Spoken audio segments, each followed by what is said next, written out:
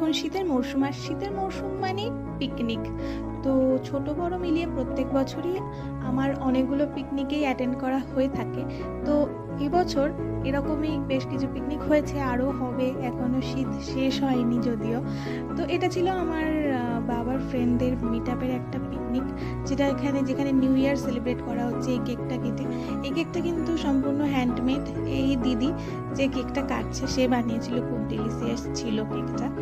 তো সবাই মিলে কেক শেয়ার করে খাওয়ার পরে ছোট করে যে ছাদে পিকনিকটা হচ্ছিল সেখানের অ্যাটমসফিয়ারটা খুব সুন্দর ছিল। চারিদিকে অনেক ফ্লাওয়ার ট্রি, তার উপর এরকমভাবে আমরা পিকনিক করেছি ছোট করে। মেনু ছিল খুব সিম্পল, ডাল ভাত, চিকেন, বেগুনি, চাটনি, মিষ্টি, পাঁপড়। সরি, আমি এদিক ওদিক করে বলে দিলাম, সাজিয়ে বলা হলো না। তো দিনটা খুব ভালোই